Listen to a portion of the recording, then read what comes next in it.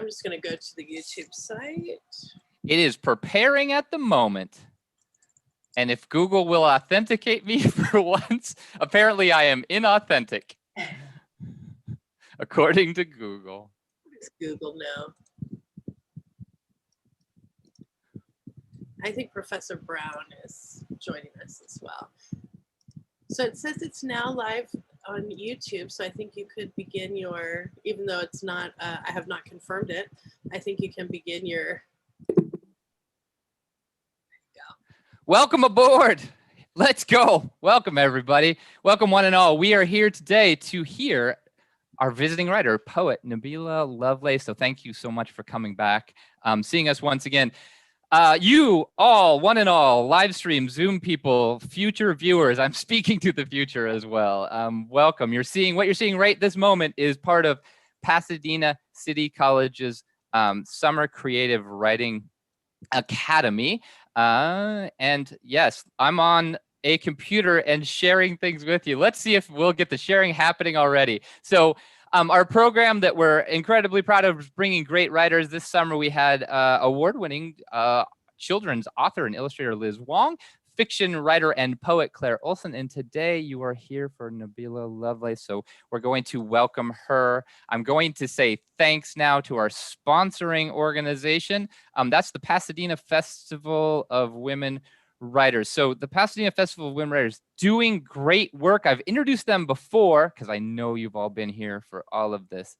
Hopefully this is on your screen.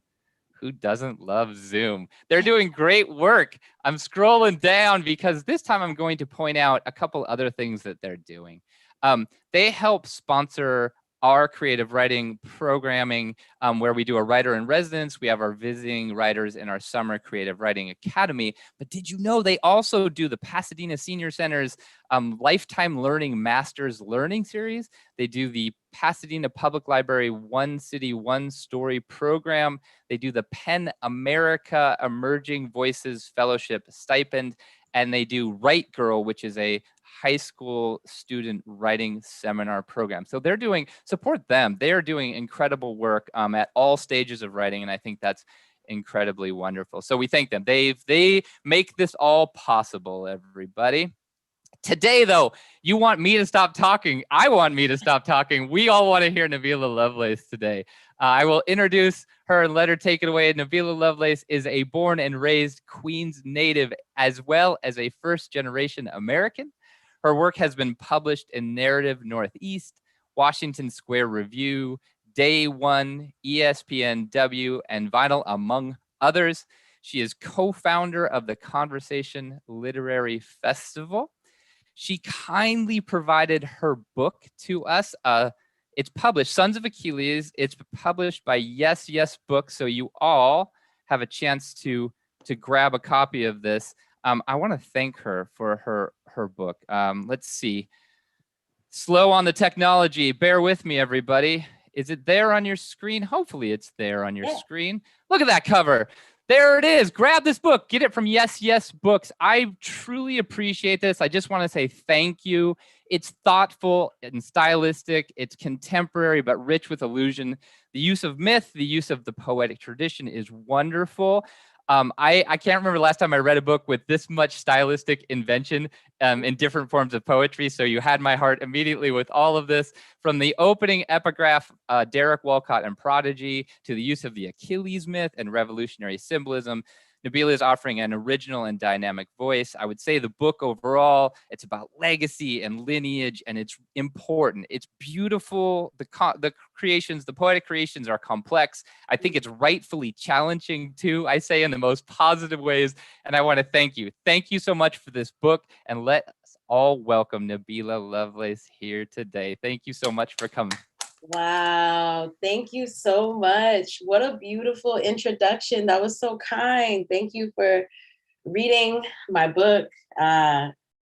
When I think like when any of us do this stuff, when we do the writing thing, it's hard to actually imagine people engaging and reading and things like that. So for you to have, read my book, like for real, sat with it, and to have so much beautiful and like really seeing to say of it is just it's the biggest blessing I can ask for. So thank you for that, truly. And thank you for everyone who helped make this happen. Thank y'all for inviting me again. I feel so grateful to be here with y'all today for poems. It's very wild to me. So I'm gonna try and make sure that I only read for the 20 minutes so that we can be sure to get into Q&A. But I'm mostly going to be reading new work. I'm hoping that none of these are poems that I read last time. So that's what we're going for, is that trying not to repeat. But I'm also going to be reading with the theme in mind of serial, right? Like I've been writing a lot more series with just like a lot of my new work. I find series as an interesting way for me to turn over a topic a few ways. And so with that being said, I'm hoping for us to be able to maybe have some questions about anything, to talk about anything when we get into the Q&A, but that I'll maybe be able to talk a little bit about what has been helpful to me or been moving me when I think about series. And so one thing that definitely has been really fascinating to me is the kinds of worlds that can ground the series that happen around it, or in it and through it. So I'm gonna first just read a few poems that introduce y'all a bit to the world of some of these speakers, which have similar obsessions to some of the old ones, but are just new homies. So I'm going to start out with a poem that is entitled Fittest, and we'll go from there into a few more poems just to ground y'all in the world. And I'll talk about that a little bit. Fittest. I am faster than you, and that is why I survive. Before, my skin was all marked bills, traced and tracked in a computer, easily located and thrilling. Hair follicles, 75% cotton, 25% linen. Now, I got blood for sale. I'll never go broke.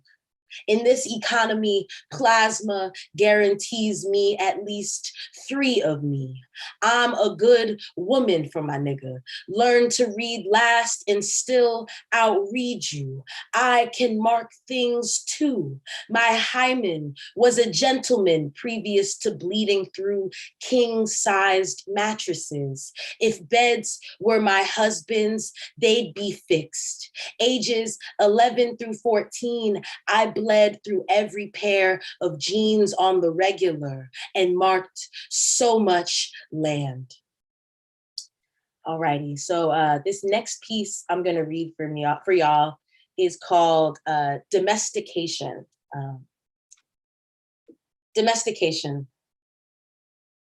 When I felt in my mitochondria to leash the world, I did feel the creep of power, possibility pulsing in veins, felt wishes to my enemies of a life they alone must face, their neighborhood bodega starved of limes and stocked solely with stale cigarillos. The letter S is the bridge from slaughter to laughters. What is disregarded will kill. And here I am, caffeine shy and leaning my top ear cartilage to the page as if hearing for rain. The day wants to get gone, so let this be the end.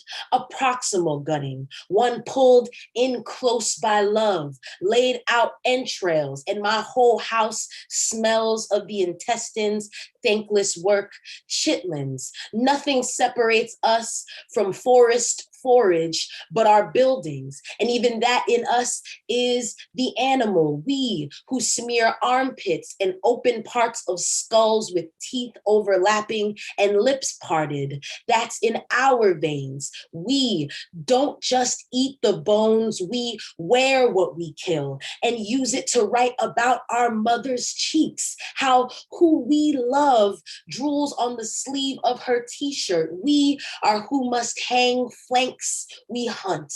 Us humans who are most inhumane. Of course, it is we who take other mammals as pets who are in most need of the leash. Alrighty, and so I just have a couple more for y'all to kind of ground you in this world that is being established around these series that I'll read to y'all.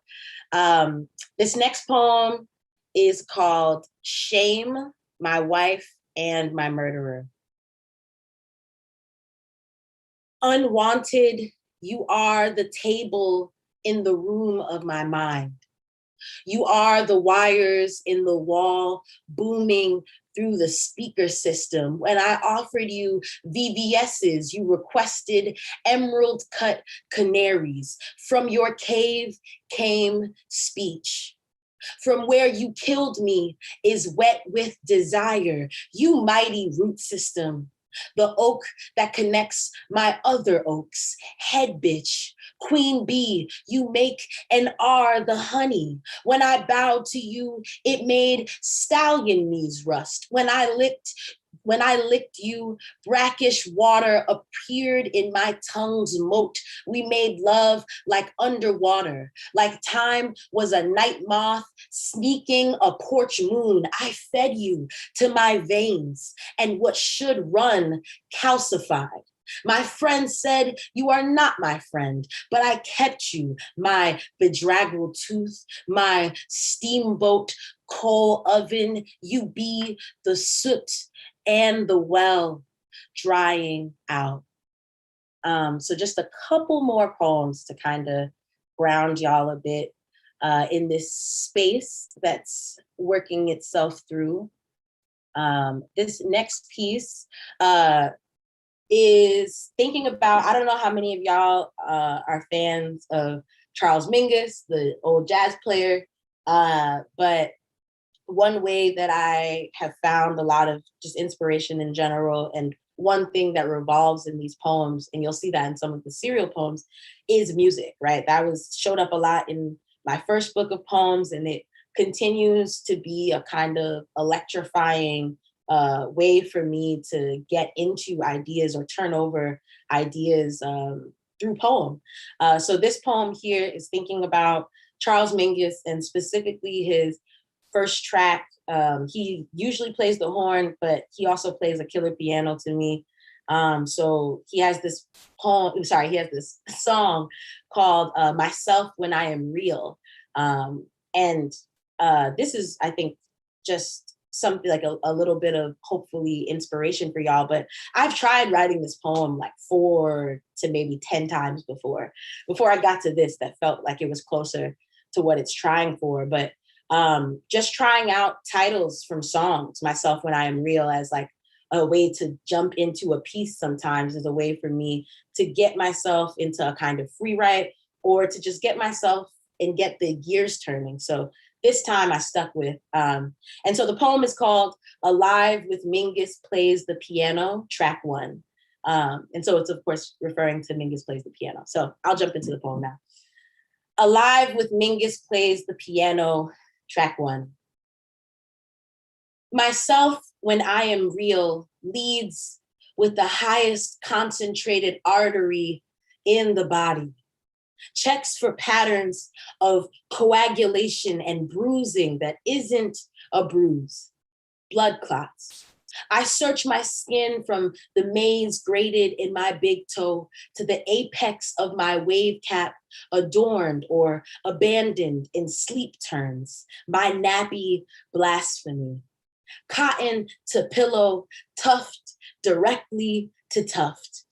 Cat Williams somewhere scoffing at the brokenness of my predicament, but I get my hair cut every 10 days religiously. Holy water upon the sharpest hands, my smile whitening from the outside in as my hairline approaches its crispest corner.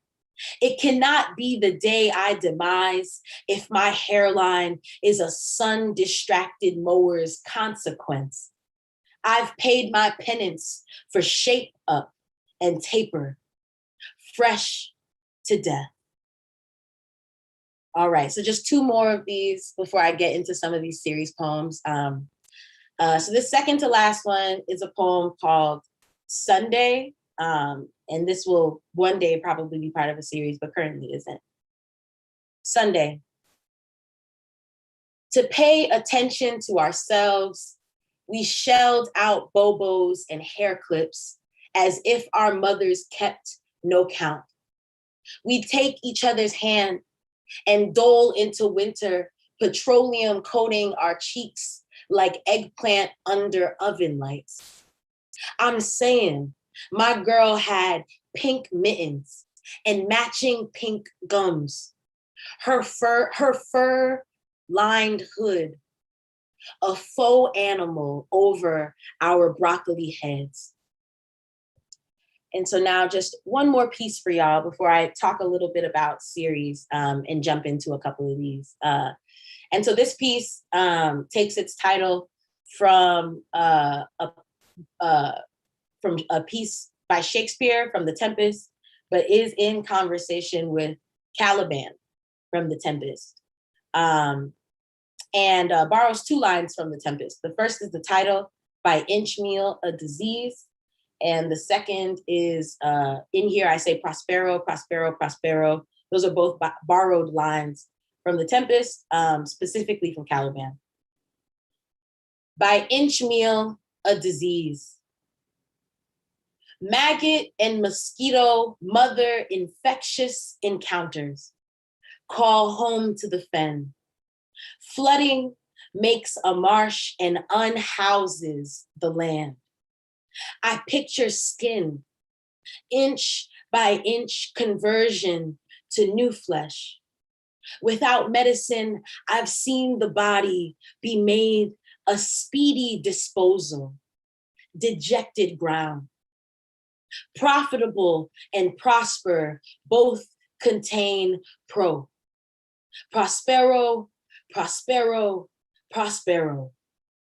I too have made incantation of the man's name who gave me a borrowed tongue. He planted a flag and dispensed what made up his brain. Start small and end larger. Expansion is a uniform my lineage can't shirk. The water is enclosing, body thinning in a baptism of English. I could say that colonialism was a disease, but that would suggest a cure. Thank y'all so much. So I hope that this gives a little bit of grounding in terms of the world that some of these series that I'm gonna read to y'all in just a second are really coming from. And so a lot of these series, like I was saying earlier, were just a way for me to try and turn over a couple of the ideas that were coming out in some of these poems, mostly thinking a ton about lineage still, thinking a ton about blood especially, and thinking a ton about what it means to have been owned in many ways. Thinking about, you know, at a time, the way that marriage as a concept worked was that like women couldn't own land because unless they were a part of a marriage, right? Thinking about the fact that like literally as part of marriage, women were owned by their mate or the person that they had partnered with. And also thinking about being a Black person, a Black femme, that we come from a history of also what it meant to be owned and what it means to subvert that, as well as what it means to subvert things that I've been told to be ashamed of, thinking about processes that happen that are natural, like my period, and things of that nature that I've really been taught for so long to be ashamed of in terms of how it works as just a literal part of the body.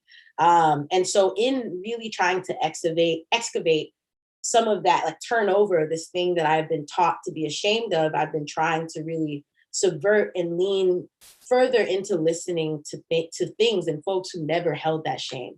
And so there are a couple of series that are playing with that. The first is, that I'll read from y'all is just two poems from this series that I've been working with called Blood Return, which of course, you know, I've been playing a lot with blood and its many usages and its many ways of coming and going, right? And the ways that it is a connector between people, just literally number one, like animally, that like we all animals have blood, right?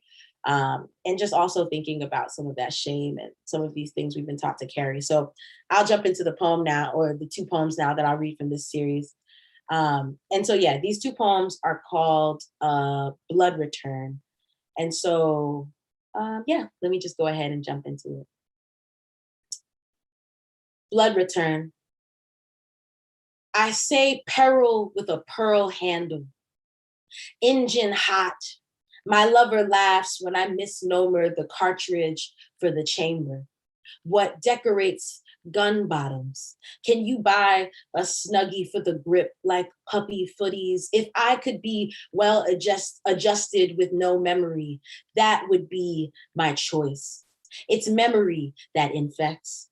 What my blood says she doesn't remember reroutes my synapses to the brain cave where nothing that gnaws happened. Mine, a body who knows no hands now. My mind, a dream again, with child, with whole t-shirts and not a foe's sloth eye under the exact weight of an object that ends in millimeter.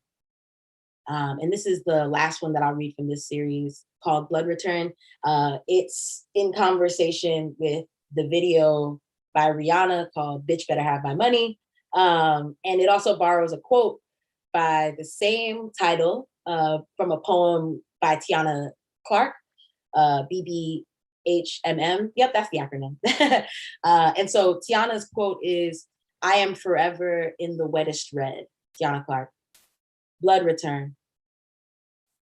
Is it that I want to be Rihanna's calf, or to have my enemy's blood bespeckle my calf like Rihanna?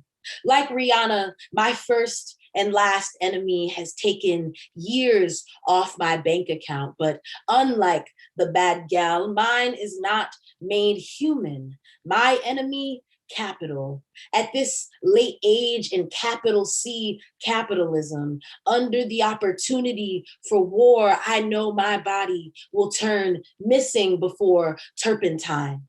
I ask that if I must be denounced for my ask of a livable life, let me step like the diamond princess first. Let me walk off the borders with a lifted glass of white wine, fit, stunt, stitched.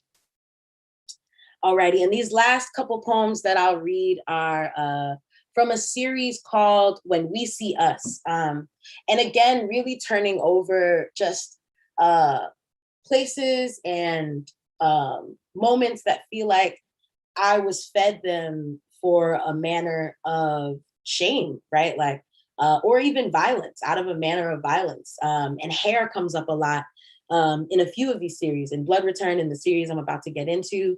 And so much of that has to do with the unending impact of Black hair. Number one, living in a place where literally people can be fired for their hair, literally living in a place where hair just has so much lineage, which is just this planet. I have been thinking a ton about the moments that had to do with my hair that I didn't thank people for, that I didn't see the gratitude in at the moment, or that I didn't see the beauty in at the moment. And so this series, When We See Us, which is the last series I'll end on, is really about moments when I didn't see us at first, right? Where I maybe looked away from a Black girl who was trying to show me love, or when I didn't say thank you to a Black girl who was helping me see myself better.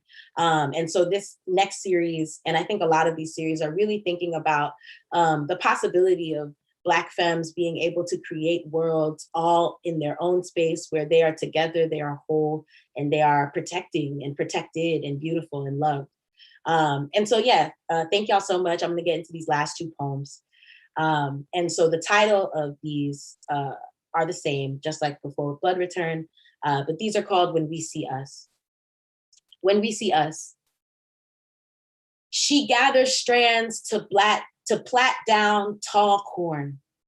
Her opposite two fingers dressed in a dollop of green grease run my head from beaded beads to compass north. And for a second, the braids aren't too tight. She cooled my dry expanse and chilled its thirst. She'd seen me with box braids 2 months, no silky touched. Never debated my need for bangs, curtains, secreting my Vaseline shined out forehead, my red threaded sew in. She saw me when all I'd adorn my torso with was tall, white tees and free basketball jerseys. Saw me first with fresh chipped teeth post-bike flight. I swear, under microscope, in my scalp, you could find her fingerprints still, and I never worshipped her hands till now. And this is the last poem I'll read from this series. Thank y'all again. When we see us. Hair rollers set under what oven doors pack, strands of coiled bounty bound to heat. Real gold won't flatten till 2000 degrees, so make it hot. Real hot girl shit, hot girl summer. I've drawn in my peacock feathers, raising with each step on the block, my moo-moo wafting in the wind, glitters catching skin like, hold on. Sorry, y'all.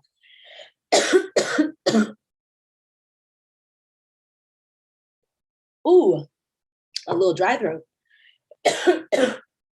Hold on, y'all. 1 second. Sorry. Ooh, okay. I'm gonna run this back. Do this one more time. When we see us, hair rollers set under what oven doors pack, strands of coiled bounty bound to heat.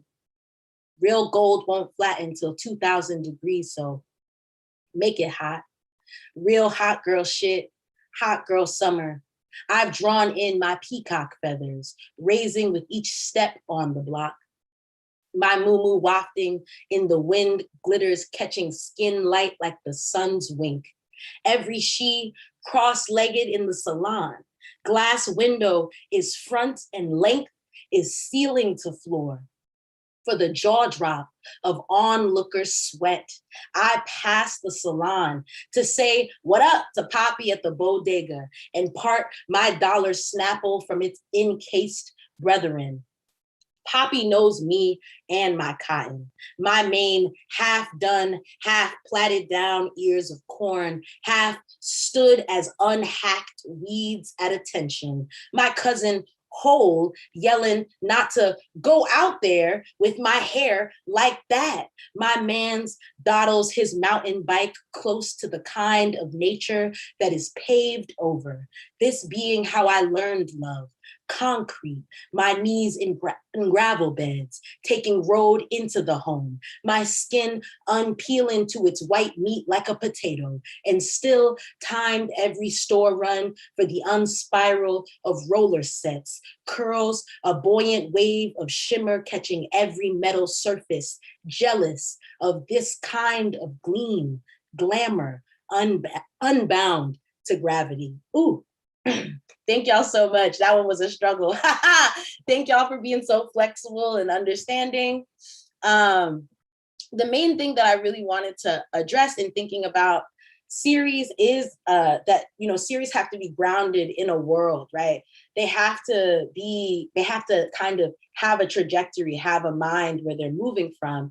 And I think that those other poems, a lot of those that I wrote before, really understanding that I had some series that I wanted to turn over from these obsessions that I was gleaning from these other poems. And the series give me an opportunity to try and turn over these ideas in many possible ways, almost to the impact and possibility of exhaustion. And of course, I won't end up, not every one of these that I write are a poem that like will maybe be in the same series when all of these come together, but they get me to the next poem, right? They get me to the next furthering of an idea. So I hope that that's helpful for y'all. If you have an obsession, try giving it a title and writing it several different times. That's really what got me into those blood return pieces, was just starting with the title and realizing I had more to say, and I still had more to say, and I still had more to say. And in the first poem that I tried to read from Blood Return, which I didn't read, y'all, I tried to pack too much in. And that's when I realized, oh, these have more arms.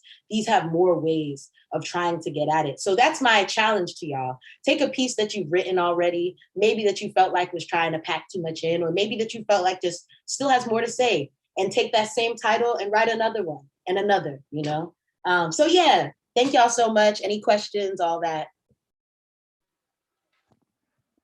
Thank you so much. Thank you for reading, and thank you for giving us even more work. So thank you. I appreciate it in large amounts. I am more than happy just to moderate. Who has questions? I know my crew live here on the Zoom has written questions, but let's ask them live. Anyone, stick it in the chat or just chime in. We're informal. Chime in. Can I ask, starting out, that move, you're talking about the move to serial and doing series of poems. And so in the book, The Sons of Achilles, you have poems with the same title. Talk a little bit, because there's that tension, right? The poem is the thing apart. The poem is the separate. I'm sure publishers love when you use the same name for other. So there's that wonderful tension. Like, you want to explore, but poems, being, everyone expects the standalone unit of a poem. Yeah. What about that tension at all? Especially in publication, I'm thinking about, but I think that's wonderful. Do you mind speaking a little more about it? Because I think it's wonderful. Absolutely. Yeah. I think that poems love to defy. I think poems are rebels, And so I feel like poems do whatever they want.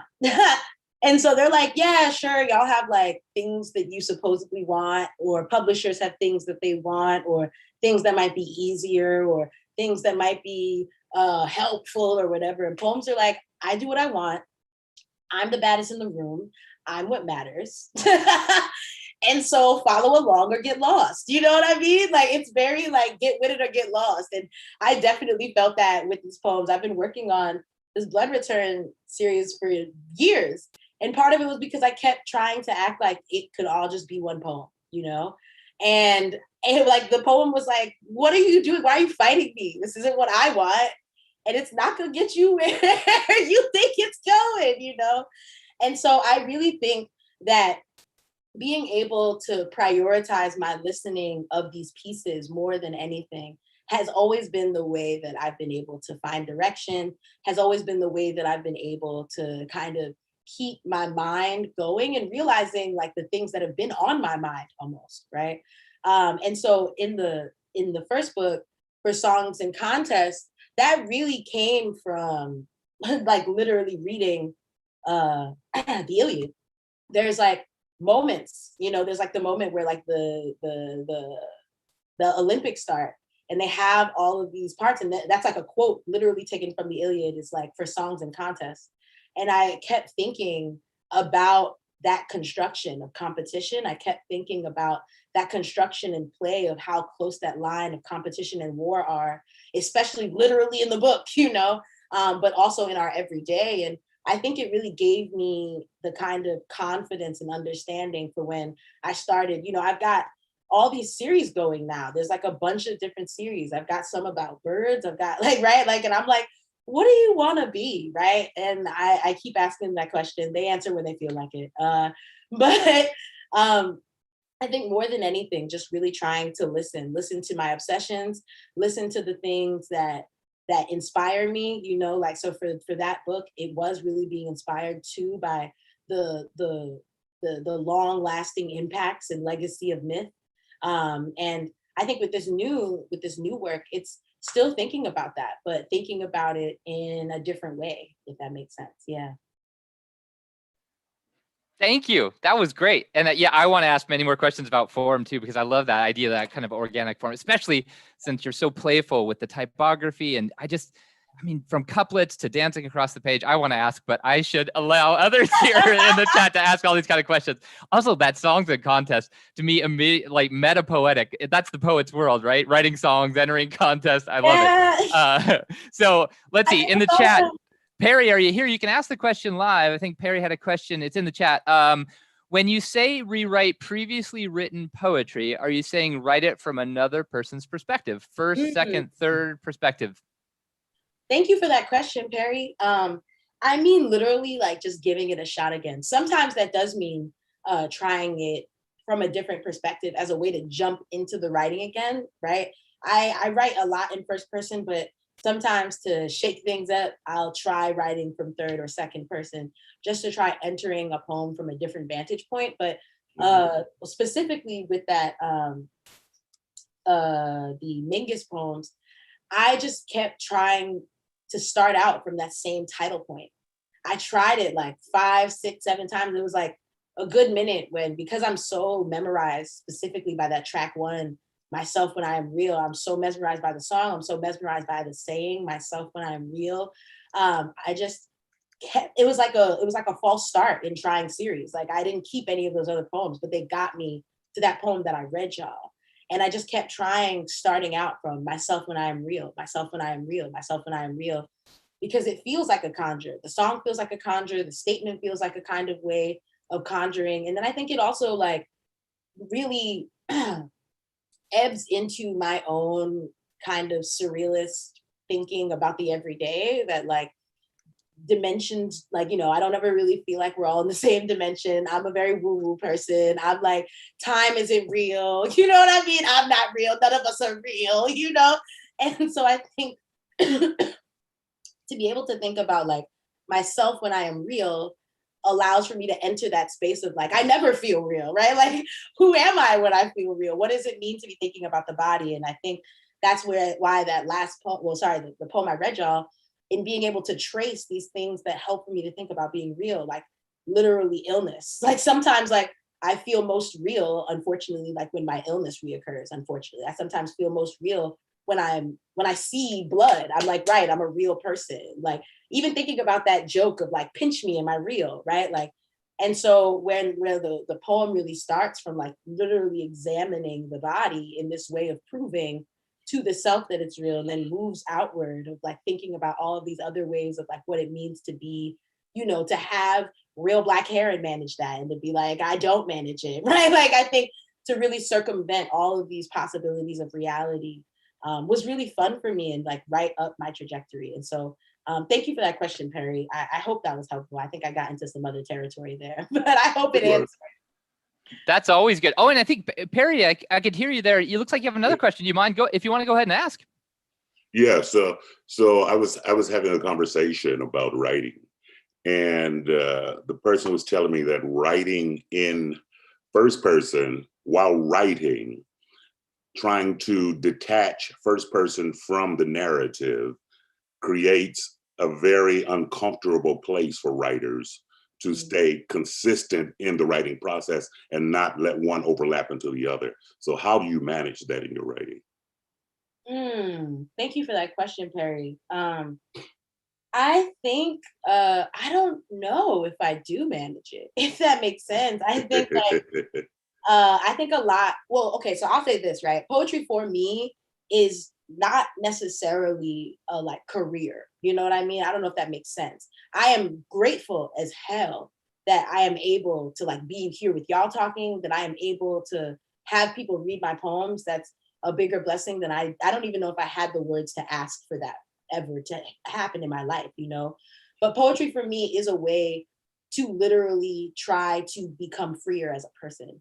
It is a journeying and a kind of process toward freedom. So I'm constantly looking to poems for the epiphany. I'm trying to write out of what I know and toward the unknown. That is like what Audre Lorde talks about as like the deep, dark ancestral knowledge that we have and don't necessarily have language for, right?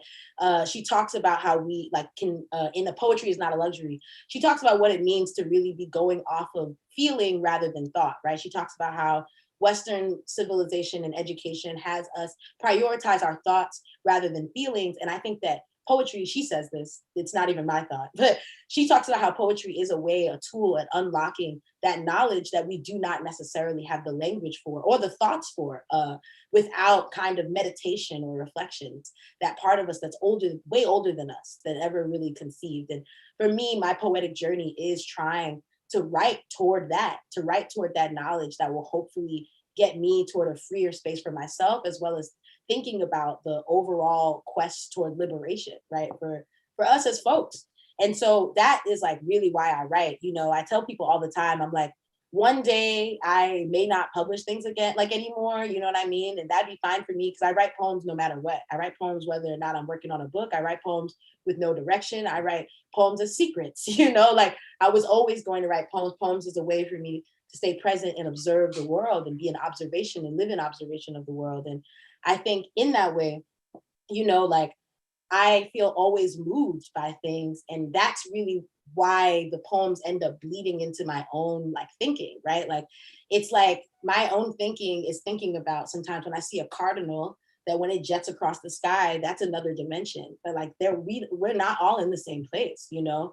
And I think being able to turn that over and figure out how can I, as like a human, access that kind of liberation of a cardinal is like where the poem happens, right? Like how I, as a human, can access what it means, like how names can unlock us to a thing between a dove and a pigeon, right? Like is where the poem happens. So I think for me, there isn't really like a whole lot of untangling in terms of the self, because I am trying to use poetry as a tool at trying to get to freedom, you know, like literally as a liberatory process. I hope that makes sense and is helpful to the question, Perry. Yeah, yeah. Yeah. So another question, just full of questions today. when you say get to freedom, are you saying for a spiritual freedom or a mental freedom, or rising out of that physical self to be able to get to another plane? I don't know if I was using the proper word, universally, to try to see beyond that which is in front of you. And be able to really delve deep into that other side. Yeah, very much so that latter, right? To see beyond what is literally in front of us, right? Like I think freedom sometimes can just be defamiliarization. I think freedom sometimes, just in terms of thinking about like the world for Black folks, it is a very mitigated space. It is a wildly authoritative and violent space on Black folks, just being alive and living, right?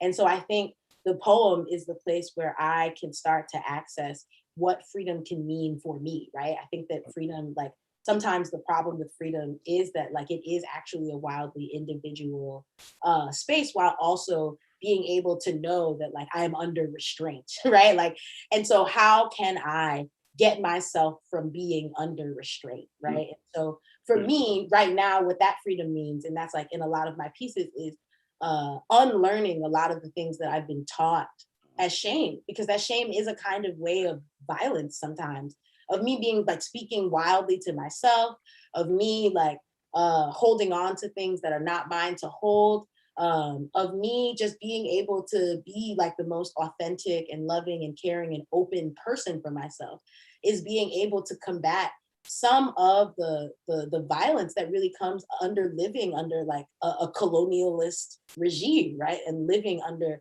a regularness of violence when violence is normal, right? Like when what we see on our stream of just what happens to Black people on an everyday basis, right? Becomes normal. It becomes something that like you don't even defamiliarize, right? Like it becomes just a part of your Twitter feed or your Facebook feed or all of these things, right? That's not freedom.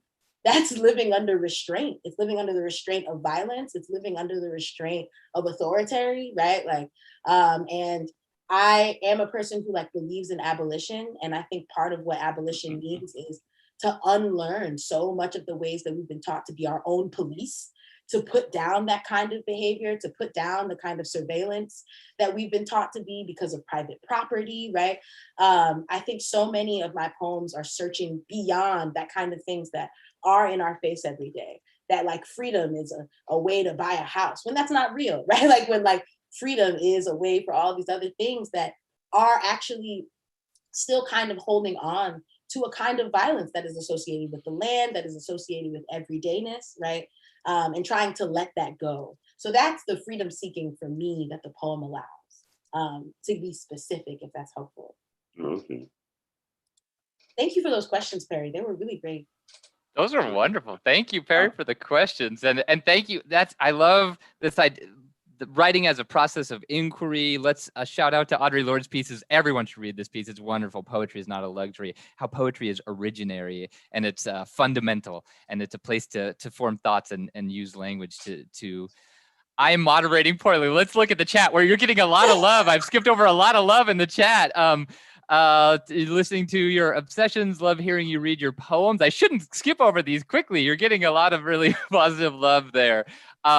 Let's get the questions. I'm seeing a couple. Maybe we'll come back to Rafa about different genres. Nathan, I think a question that's connected to what we were just discussing. I'll read this one here from Nathan. Do you believe that because you get to write poems as a poet, do you think that you have a better understanding of yourself than others? I feel like whenever I want to write a poem, I need to think long and hard about myself and who I am so I could be honest and write well. I don't think I go through that same kind of writing, or I don't think I go through that same kind of thinking when I write other genres. And I was wondering if you have the same experience. Do you think you're more healthy because you write poetry? Just something I was wondering. Wow. Nathan, thank you so much for that question. So beautiful. I I think I'm a better person than I would be if I didn't write poems. I like truly and honestly. I think that the wildest thing about poems, Nathan, is, in thinking about your question, you were saying, I feel like whenever I want to write a poem, I need to think long and hard about myself. The wildest thing for me about poems, and this is also why it can get intense, is that I try to come to the page leaderless, right? And so what that means for me is trying to outrun the editor in my head, right? And so sometimes what that means is they are revelatory, right? Sometimes I learn things about myself that I wasn't in the mood to learn today. Like sometimes I am, the poem will read me, like I'll write the poem and the poem will be reading me for filth, and I think like a perfect example is thinking about some of those When We See Us poems. A poem I didn't read, y'all, is a poem that like comes from a literal moment in my life that I forgot about, but that the poem reminded me of in writing in this series, where I did not like come to the aid of another Black girl, like there was like an ostracizing thing happening and it was embarrassing. And what I could have done, was be a person who says that this is wrong, what's happening is wrong, what we are like letting happen is wrong. But instead, I did not do that, right? Like I was a teenager and I like participated in the ostracizing, right? And I have to live with that, right? Like I have to live with that kind of space too, that like these poems aren't about being heroes, right? Like trying to write the poem isn't about me being like my best self in the poem, right? Like it's about the poem being whatever the poem is going to be. And so sometimes that definitely means that the poem is reading me for filth, right? Sometimes the poem is bigging me up and I never saw it. Sometimes the poem is teaching me things. How I learned that I knew about mutual aid before I understood the words mutual aid was through writing a poem. I wrote this poem that thinks about like a house party that a friend of mine and I were throwing. And her mom was like, y'all better not throw a house party and not have no food. What are y'all doing? And I started thinking about like, right, like that's how my family did it. Like my auntie used to just give people plates all the time. My auntie would wake up at 5 a.m, cook huge amounts of food, in knowing that like, yes, some of these would be leftovers, but also like my cousin has tons of friends on the block and a lot of them don't have food. A lot of them don't have regular meals. And my aunt was like the best cook, And so in really thinking about that process, thinking about the processes of block parties, thinking about the processes of parties as mutual aid, thinking about rent parties, thinking about all of these ways that this kind of festive fun is also used as a way to make sure that people have what they need. I discovered that through writing the poem. And at the end of it, I was like, oh, that's mutual aid, like literally, and getting at the end of that poem, and the epiphany moment for me was realizing that was mutual aid before I had the words of mutual aid, right? Like, and in thinking about that girl, it was also like a full circle for me in the other poem I was talking about earlier, from this other poem for When We See Us, because I also meditate on like what I would not step in and do for that girl also happened to me, and so just constantly, poems for me really give me epiphany, right? As to how I could be moving in the world, whether it's about me or someone else, whether it's a whole, and I think of On Knowing by Araceli's Gourmet is like, it was like, that is a fundamental poem for me in my poetic practice, but it also was a fundamental poem in me understanding the ways that that observation, that turning on and being present can make me into a better person, can show me how people extend care when no one had to, right? Like that poem On Kindness by Araceli's Gourmet really examines, a moment where like two strangers are just have a moment that no one else really would think to see or look twice at, right? Or maybe folks do, and it might be, it changes the trajectory of how you are as a person, right? What it means to see two complete strangers embrace for the helping of that one person who is in need. And so, it sometimes, sometimes I'm not the best person when I write a poem. But my hope is that by continuing to study the world around me through these poems, that I'm becoming a better person every day, for sure. Thank you. And thanks goes out, let's see, to Professors Brown and Ogden, who are scrambling to put things in the chat. We're linking to Mingus, we're linking to Audre Lorde, we're linking out. So check out the chat, everybody, because the references are coming. You can click away to them. Not now, though. We're in this. I'll circle back to, I said Rafa's question, the benefits of poetry as a writing form versus other styles than John. Well, clearly poetry is superior. Rafa, I'll answer that. Everybody else is a failed poet. All other forms of writing. But if you could, and then I'll throw my question too about the craft talk. My classes were moving into the poetry unit, and that because that book is spectacular, the way that you explore different forms. If you could talk about both the writing versus other genres, as Rafa is asking, and also that notion of how you use forms and how does the form come first or the poem? And if you could just speak to how you get your poems to move the way they do, I would love it. Yeah, absolutely. For sure. Yeah, thank you. Oh my gosh. Okay, so those two questions have me thinking of them together. So I'm gonna just start talking. So I think one of the big things for poetry for me as a medium is that it feels like it allows me to do anything. And I think the only other form that I really feel that way is in the essay. And I only started to feel that way when I was in a class and I found out that essay comes from essayer, I think is how you say it in French, which means to try. And so I became super annoyed with like every teacher I ever had. No offense to the teachers. Y'all know I too am a teacher, so I'm talking about myself too. But I became super annoyed to all of my teachers who like in like junior high and high school were teaching me a very practical process. They were teaching me a very practical tool in terms of writing essays, I understand. But all I ever really wanted to do was be able to try anything, like what I wanted was to be able to make line breaks where they can, or to really let the page be its own be of its own construction, and that is how a lot of my my pieces come about. Like one of the poems I read y'all, that piece about shame. I'm trying to see if I have any of my notebooks around. I was looking for it because literally like that piece that I read around shame in my notebook, it wrote itself in a circle. Like I drew a circle and it wrote itself. And I had been trying to like get at this thing, right? So I'll talk a little bit about process of writing. Sometimes when I come to my writing, I can immediately outrun the editor. Sometimes I can't, right?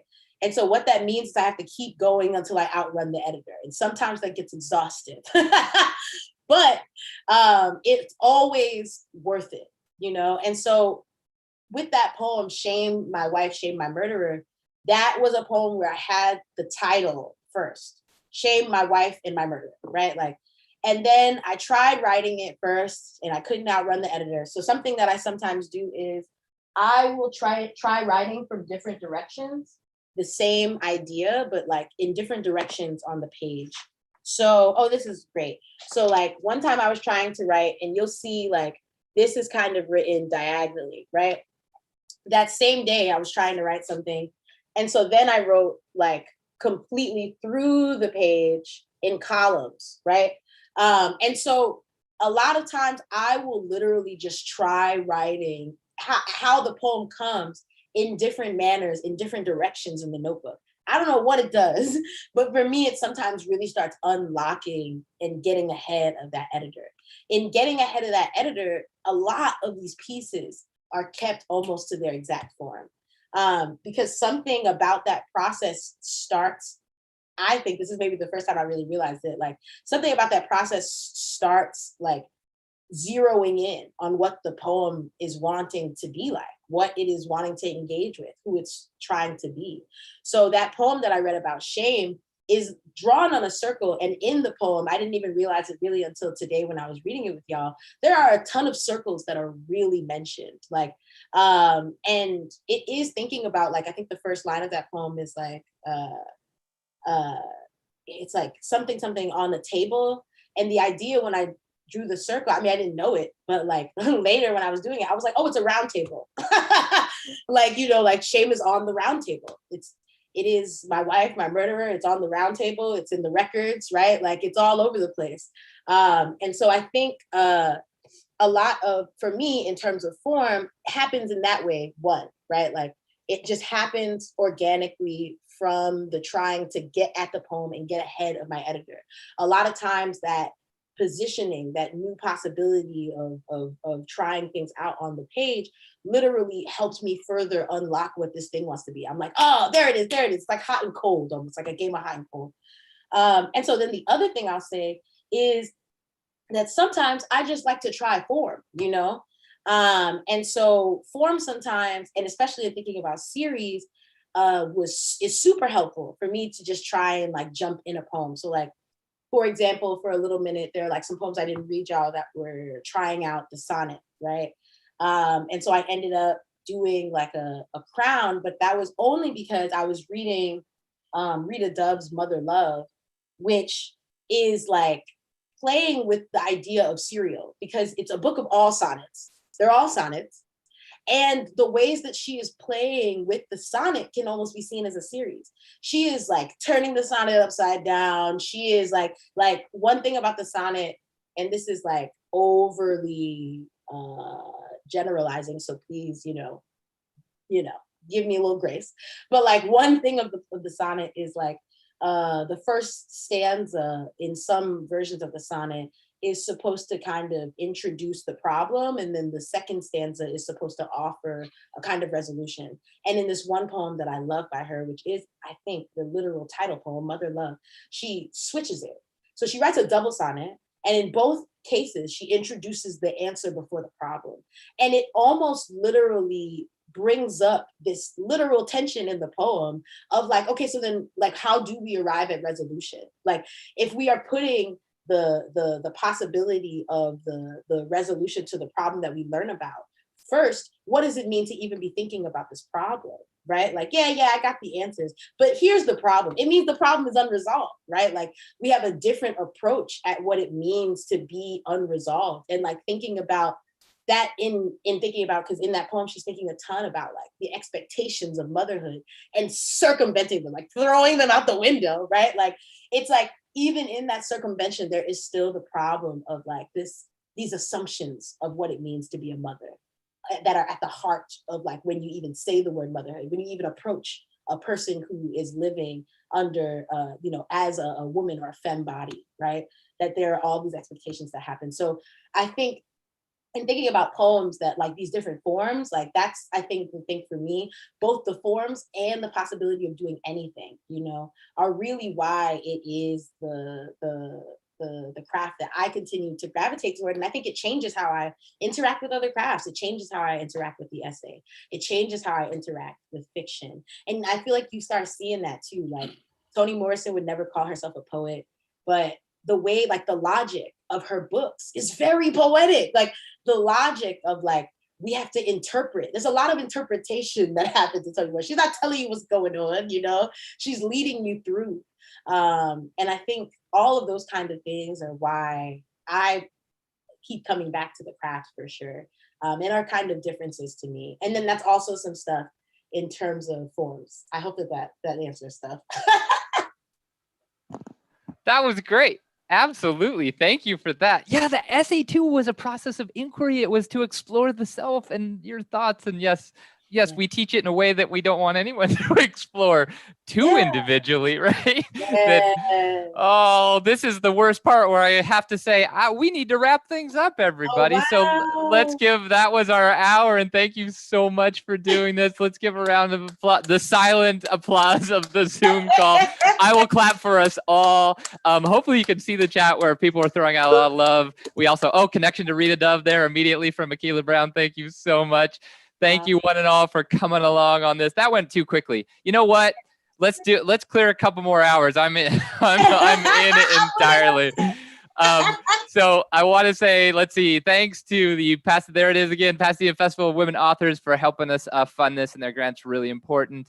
I'm told that you too now I'm in infomercial mode. You too can help support our programming at Pasadena City College. Hopefully on your screen is we have a foundation account that we're doing these writing series. We're doing the writer in residence, which I believe Nabila also did for us as well. So thank you so much. We do these writing series. We have student scholarships. If you see on the screen, I'm so excited about the upcoming Octavia Butler Award that we're going to be awarding through the college. So a lot of really great stuff going on, everybody. I want to say thank you for Professors Ogden and Brown who are here helping things along and all the tech stuff, the crew and the English. I'm supposed to, this is the award ceremony part. Thanks to Tuk Tantaraj and Lucky Springfield who helped put these things together. Everybody, now we're going to the after party. Maybe we'll cut the live feed and I'll sit and talk poetry for a couple more hours because I would love it. So let's say thanks. Thank you one and all. Thanks for coming along today. This was wonderful. Thanks everybody. Thank you so much. Let's say round another. Give your little emoji reaction applause for. Thank you, Nabila Lovelace. Oh wait, hold on. Before I go, that's it. One thing. I'm not going to let you go, everybody. On your screen right now, go buy that book. Oh. Yes, books. Look at that cover. Come on. Even the cover alone wants you to read every single poem in there. So go get Nabila Lovelace's book, Sons of Achilles, and thank you.